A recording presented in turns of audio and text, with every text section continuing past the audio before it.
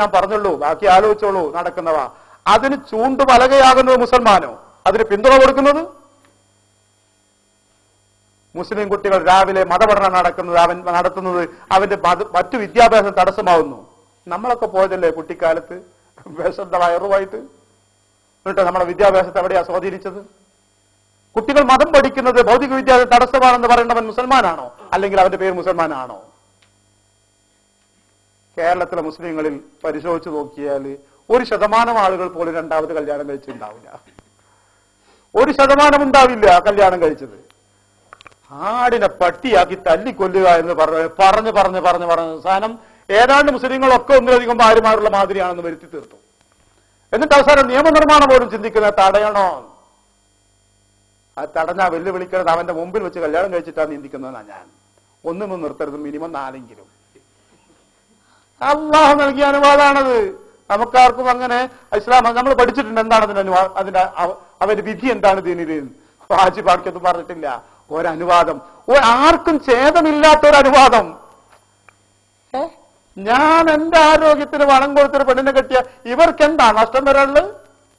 അതല്ല, സർക്കാരാണ് അവളെ തീറ്റിപ്പോറ്റുന്നതെന്നേ പറയാം. നോക്ക്, ഒരു പെണ്ണിനെ തീറ്റിപ്പോറ്റാനേ കാശ് തരുള്ളൂ. ഓലാ തീറ്റിപ്പോറ്റത്?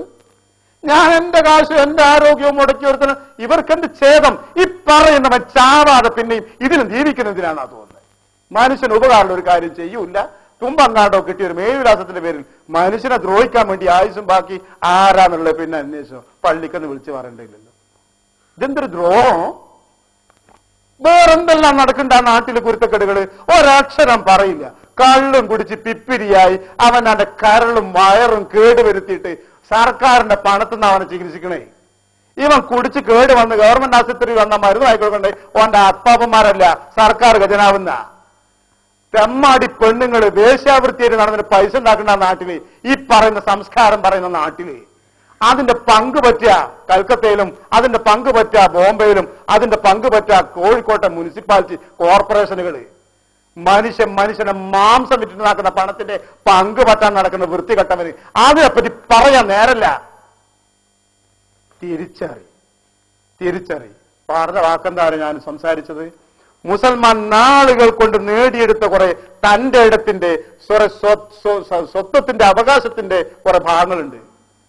അതിനെപ്പറ്റി ബോധവാനാവണം. ദീർഘവീക്ഷണമല്ലാത്ത ചില വാക്കുകൾ കൊണ്ട് ആരോടോ താൽക്കാലികമായുള്ള ഇഷ്ടങ്ങളോ അനിഷ്ടങ്ങളുടെ പേരിൽ അവർ നഷ്ടപ്പെടുത്താൻ ഇടവരുത്താൻ പാടില്ല എന്നൊരു ബോധം നമ്മുടെ അടുത്തുണ്ടാവുകയും ആ നിലക്ക് കാര്യങ്ങൾ വിവേചിച്ചറിയാൻ നമ്മളെ കൊണ്ട് സാധിക്കുകയും വേണം. ഇതാണ് ഈ പറഞ്ഞതിന്റെ അർത്ഥം. മൂന്നാമതൊരു കാര്യം, പ്രാർത്ഥിക്കണം. നമുക്കതാ സാധിക്കാം. പ്രാർത്ഥിക്കുമ്പോ മനസ്സ് തുറന്ന് പ്രാർത്ഥിക്കാം. ഗസയിലെ 1.5 മില്യൺ മുസ്ലിങ്ങളുണ്ട്, ക്രിസ്ത്യാനികളുണ്ട് അവിടെ കുറച്ച് പേര്. 1.5 മില്യൺ കണ്ട അവിടുത്തെ ജനസംഖ്യ. ആളുകള് കറണ്ട് നിർത്തി, വെള്ളം നിർത്തി, മരുന്ന് നിർത്തി, ഭക്ഷണം നിർത്തിയിട്ട് ഓല് പറഞ്ഞു ഇതുകൊണ്ടൊന്നും ഞങ്ങൾ ഈ ദീന്ന് പോകൂല, നശിപ്പിക്ക് നിന്നെ കൊണ്ടാവും പോലെ. ഇസ്രായേലിന്റെ തീരുമാനം എന്താന്ന് പറഞ്ഞാൽ ഹമാസിന്റെ നേതാക്കളായി നിൽക്കുന്നവരെ വീടാന്തരം തെരഞ്ഞു പിടിച്ച് നശിപ്പിക്കുക. പക്ഷെ അവർ വിജയിച്ചിട്ടില്ല. ഇന്നലെയും അവരുടെ പഴയ ആഭ്യന്തരമന്ത്രി റമദാൻ റഹ്മത്തുള്ളാഹി അലൈഹി അദ്ദേഹത്തെ കൊന്നു, അദ്ദേഹത്തിന്റെ കുടുംബത്തെ നശിപ്പിച്ചു. അതാ ചെയ്തുകൊണ്ടിരിക്കുന്നത്.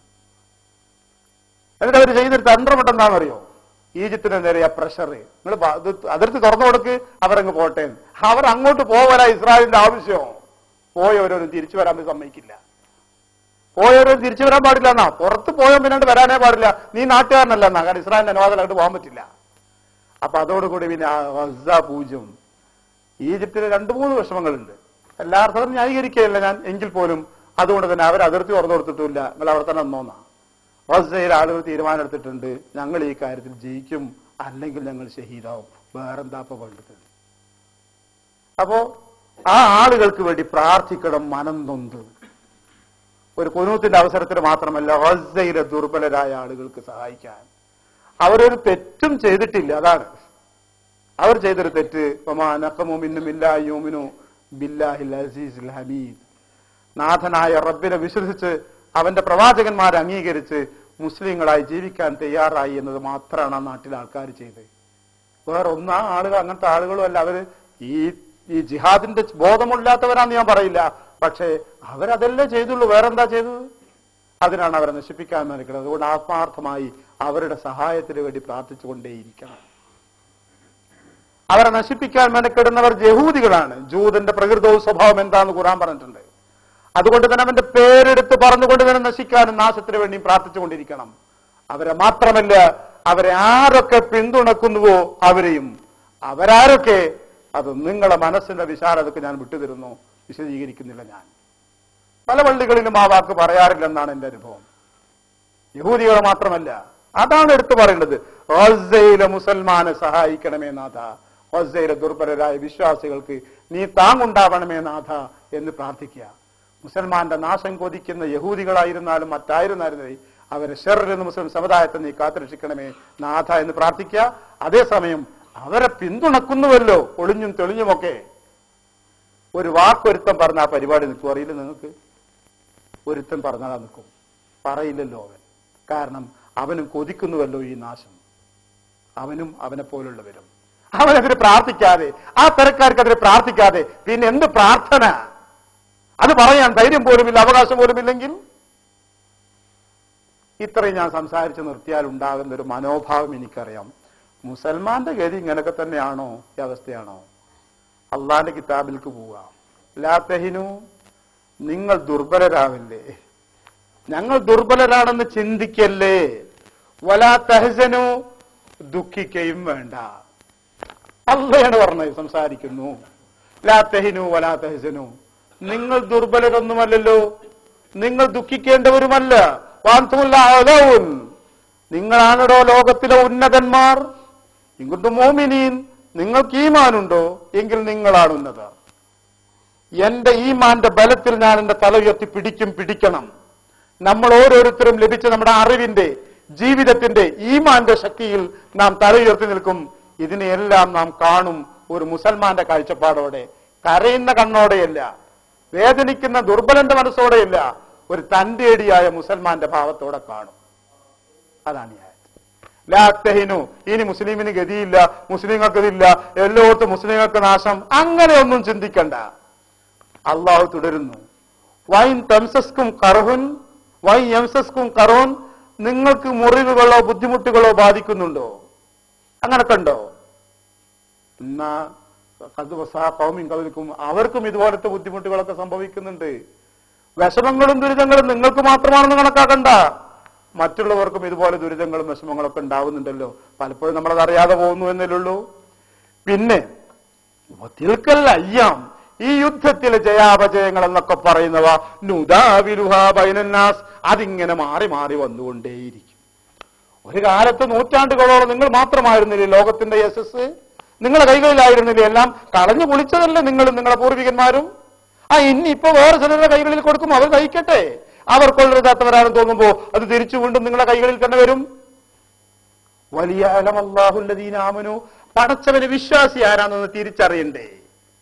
അള്ളാഹ്ക്ക് നമ്മളെ കൽബ് വായിക്കാൻ അറിയാഞ്ഞിട്ടല്ല, ഈമാനുള്ളവരാണെന്ന് പറയാൻ പലരും ഉണ്ടാവും. അതൊന്ന് തെളിയിച്ച് കാണിക്ക്. ഗസയിലെ മുസ്ലിങ്ങൾ കാണിക്കും പോലെ വലിയ മിൻകും ശുഹദാ, നിങ്ങളെ കൂട്ടത്തിൽ നിന്ന് ശുഹദാക്കൾ ഉണ്ടാവണ്ടേ. ശുഹദാക്കളെ കാലം കഴിഞ്ഞിട്ടില്ലല്ലോ. ആ കൊച്ചു കുട്ടികൾ ശുഹദാക്കളാണ്, ആ ഉമ്മമാർ ശുഹദാക്കളാണ്, ആ കൊല്ലപ്പെട്ടവരൊക്കെയും ശുഹദാക്കളാണ്. നാഥ, നീ അവരങ്ങനെ പരിഗണിക്കണേ നാഥ. ഖുർആന്റെ സംസാര ശ്രദ്ധിച്ചകള്, ഇത് മാറി മാറി വന്നുകൊണ്ടേയിരിക്കും. ഇത് മാറി വന്നു.